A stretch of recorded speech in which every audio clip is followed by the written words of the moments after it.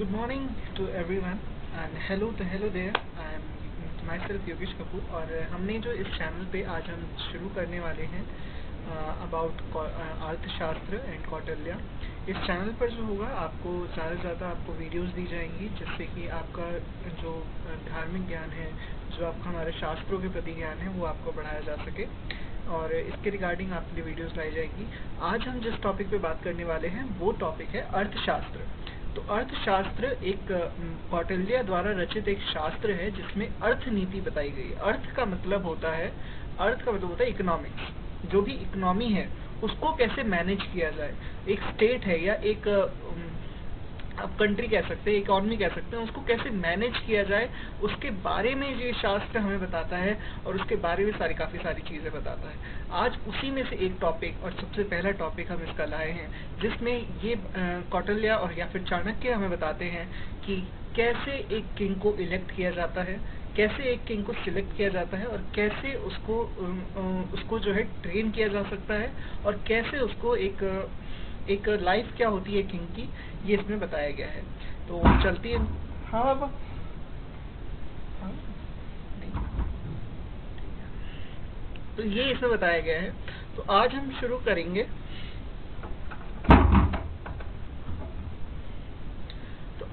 करेंगे। अर्थशास्त्र बाय कौटिल्य। ठीक है, अभी हम देखते हैं। देखिए, तो सबसे पहले हमारे पास आ जाता है the life of a king and selection of a king. कैसे एक लाइफ ऑफ अ किंग होती है और एक कैसे इसका सिलेक्शन होता है एक किंग का। ठीक है, हम इस वीडियो में जानने वाले हैं कि एक किंग को कैसे एजुकेट किया जाता है। 4 चीजें बताई गई हैं जिसमें चाणक्य ने कहा है, जो कि 4 चीजें बताई गई हैं जिसमें चाणक्य कहते हैं अनविक्षिकी चाहिए, उसके बाद त्रेयी चाहिए, फिर व्रता चाहिए और दंड नीति चाहिए। ये 4 क्वालिटीज एक किंग में होनी चाहिए, हमें उसको इलेक्ट करने से देखनी चाहिए एक किंग को इलेक्ट करने के लिए।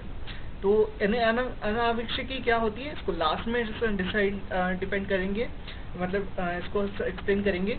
त्रेयी का मतलब होता है वेदास। जैसे हम सबको पता है हमारे पास 3 वेदास हैं। 3 वेदास में सबसे पहला वेदास हमारा ऋग्वेद है, फिर यजुर्वेद है, फिर सामवेद है। ठीक है, और इसके साथ हमारा अथर्ववेद है, जो अथर्ववेद बाद में आया था तो इसलिए उसको बाद में कंसीडर किया जाता है, लेकिन वो भी वेदास का ही पार्ट है। तो त्रेयी मानी जाती है। त्रेयी का मतलब होता है सामवेद, यजुर्वेद और ऋग्वेद, इन तीनों को मिला के त्रेयी बनती है। व्रता का मतलब होता है total business. It is all about business. एक किंग को बिजनेस भी आना चाहिए, उसका एक्सपीरियंस होना चाहिए बिजनेस में, उसको आना चाहिए कि उसको बिजनेस को कैसे मैनेज किया जाता है और कैसे प्रॉफिटेबल और अनप्रॉफिटेबल में उसको डिफर किया जाता है। एक बिजनेसमैन के अंदर सबसे बड़ी क्वालिटी क्या होती है कि वो यही होती है कि वो अपना प्रॉफिट देखता है कि कहाँ से वो कौन सी चीज मेरे लिए प्रॉफिटेबल है और कौन सी चीज प्रॉफिटेबल नहीं है। तो ये डिफरेंस करना किंग को आना चाहिए कि what is profitable and what is not profitable. उसके लिए क्वालिटी चाणक्य ने हमें बताई है जो कि व्रता नाम की है। चौथी जो चीज आ जाती है वो है प्योर पॉलिटिक्स। ठीक है, दंड नीति, जिसको राजनीति भी कहते हैं, दंड नीति भी कहते हैं। Making of law, science of government इसको इसी किताब में कहा गया है।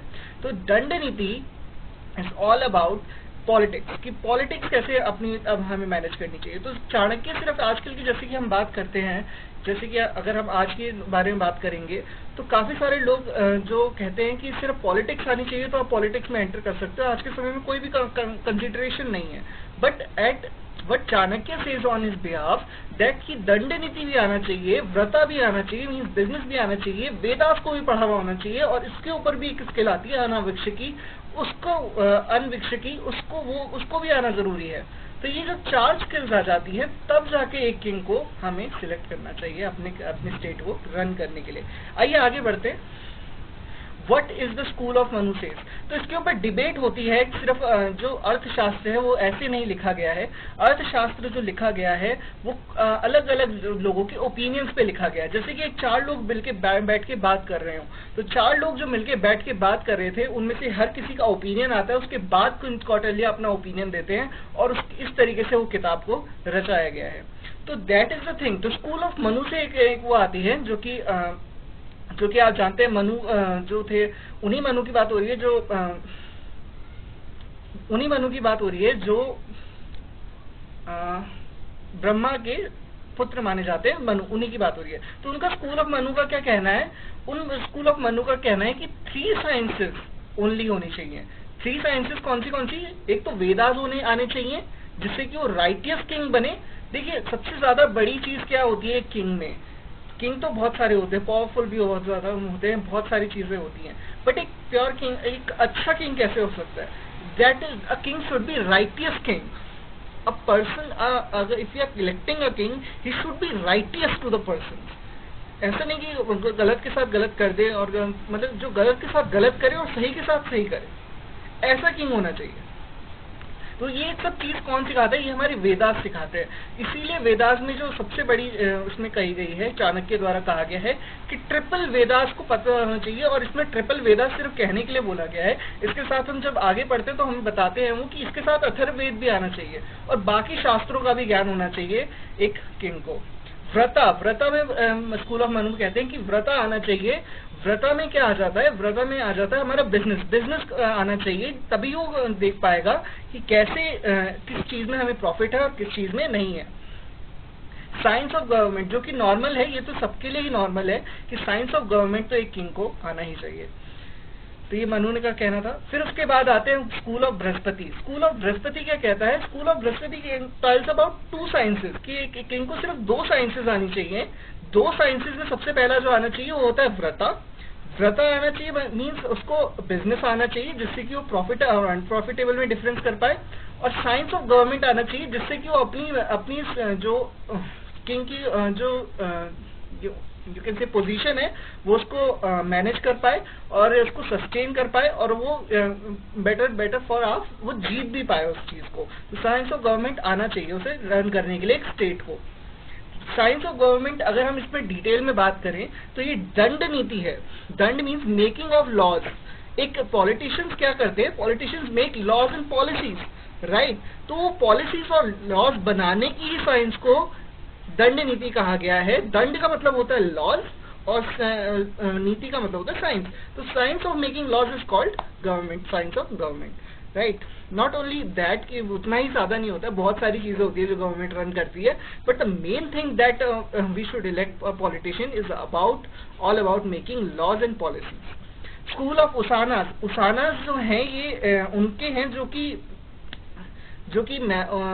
रिलेट करते हैं उन लोगों से जो कि you can say Usanas are the school of Usanas उनका है जो कि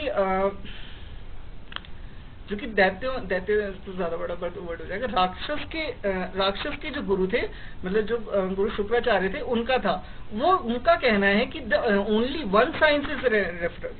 उन्होंने कहा कि एक ही साइंस आनी चाहिए एक किंग को बनाने के लिए, वो है साइंस ऑफ गवर्नमेंट। सिर्फ एक साइंस ऑफ गवर्नमेंट के होने से हमारा जो किंग है वो बन सकता है, और उनका कहना ये था। अब हम आगे आ जाते हैं what Kautilya says. Kautilya last में कहते हैं टेल अबाउट 4 साइंसेस। तो 4 साइंसेस की बात करते हैं। सबसे पहले वेदास आने चाहिए टू बी राइटियस किंग। दूसरी चीज व्रता आना चाहिए, व्रता मीन्स बिजनेस। थर्ड इज दंड नीति आनी चाहिए। उसके बाद अनविक्षिकी भी आनी चाहिए। अनविक्षिकी में ये हमने लास्ट के लिए छोड़ा है टॉपिक कि हम आपको बताएंगे कि अनविक्षिकी होता क्या है। बट द थिंग इज कि अगर आप इन चारों को देखोगे तो ये चीजें 4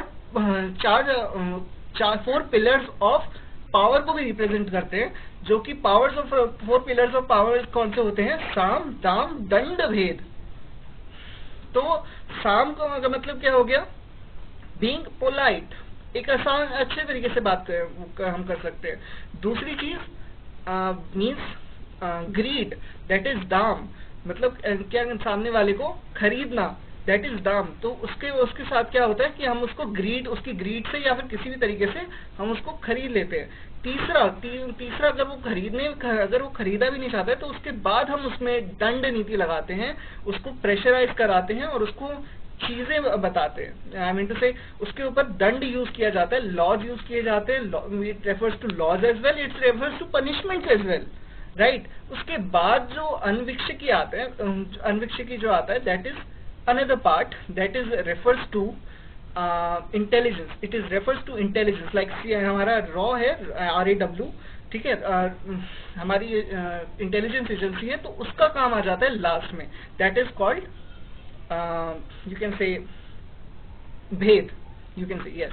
तो आगे बढ़ते हैं, कौटिल्य ने ये कहा है। आगे अगर हम जाते हैं तो अब हम बात करेंगे अन्वीक्षिकी क्या होती है। अन्वीक्षिकी एक तरीके का स्किल है जो हमारे माइंड को स्टेडी और फर्म रखता है in the worst times as well.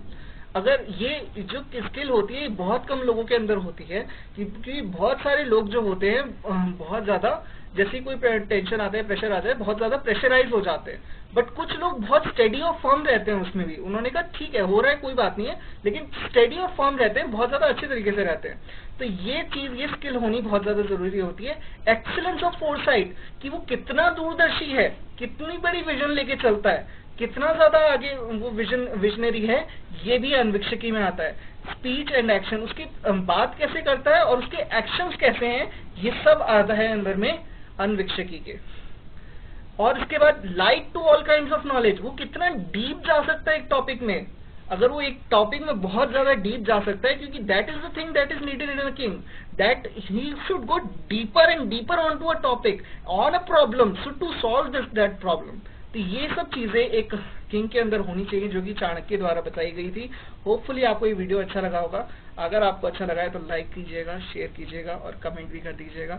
Thank you so much for listening to me. This is Yogesh Kapoor. Hats off, bye bye.